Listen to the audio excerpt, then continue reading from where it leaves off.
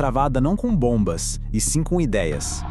Uma guerra projetada para aos poucos corroer uma nação inteira por dentro. É sobre isso que vamos conversar. Vamos desconstruir os ensinamentos bem controversos de um ex-agente da KGB. Os avisos que ele deu décadas atrás ganharam uma força surpreendente e até um pouco assustadora nos dias de hoje na internet. Essa frase do próprio Yuri Bezmenov resume bem o objetivo da tal subversão ideológica. É algo de arrepiar. Não se trata de uma derrota no campo de batalha, mas de uma reprogramação completa da nossa percepção da realidade. Chega a um ponto em que, mesmo com um monte de informação disponível, a verdade se torna irreconhecível. Vamos entender como ele acreditava que isso podia acontecer. Então, esse é Yuri Bezmenov. Em 1970, ele não foi só mais um desertor da KGB. Ele meio que se tornou um mensageiro, sabe? Tentando de forma quase desesperada alertar o Ocidente sobre uma guerra silenciosa que não acontecia em campos de batalha, mas sim dentro da mente das pessoas. Mas afinal, quem era esse cara? Seria ele um profeta revelando um plano mestre da KGB?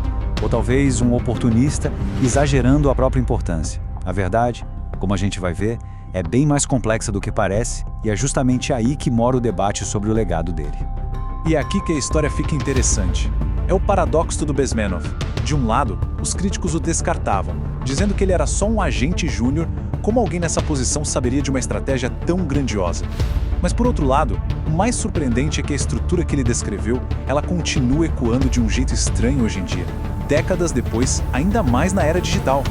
Como isso é possível?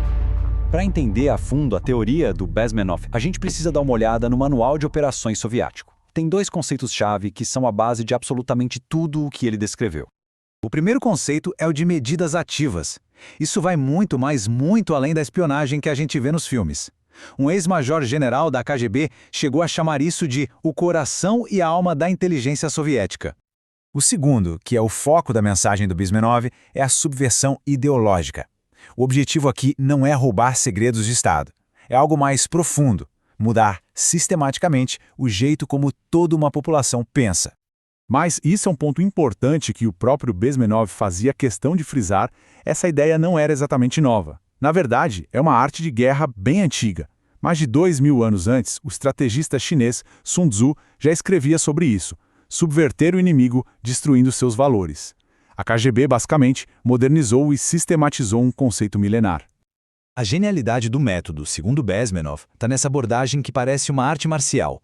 Não é um ataque de frente. Pelo contrário, a ideia é usar os maiores pontos fortes de uma sociedade democrática, como a imprensa livre, as universidades abertas, os debates públicos, e transformar tudo isso em armas contra ela mesma. E talvez a parte mais chocante da teoria dele é que esse processo não seria aleatório. Não mesmo. Seria um plano meticuloso projetado para se desenrolar ao longo de décadas, seguindo 4 estágios distintos e, bem, destrutivos. Esse slide aqui mostra o que talvez seja a alegação mais surpreendente de Bezmenov. Ele dizia que aquela imagem popular da KGB, cheia de espiões no estilo James Bond, estava completamente errada. Segundo ele, 85% dos vastos recursos da agência não iam para a espionagem, mas sim para esse processo lento e paciente de subversão ideológica.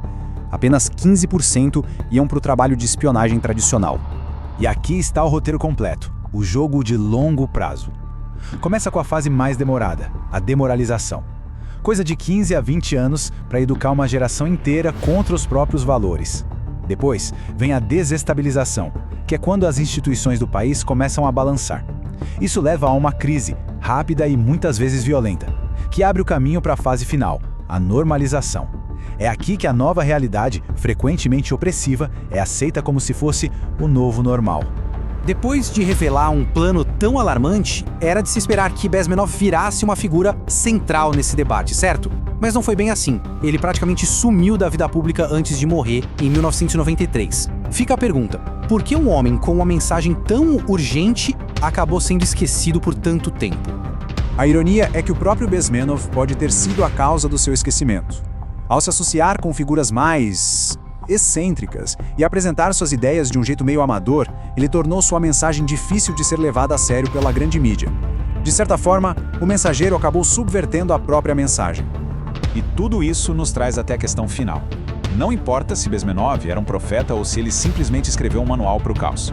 As ideias dele nos forçam a olhar para o nosso próprio mundo da informação. Um ambiente cheio de bolhas, de desinformação viral. Como é que a gente consegue distinguir entre uma influência legítima e uma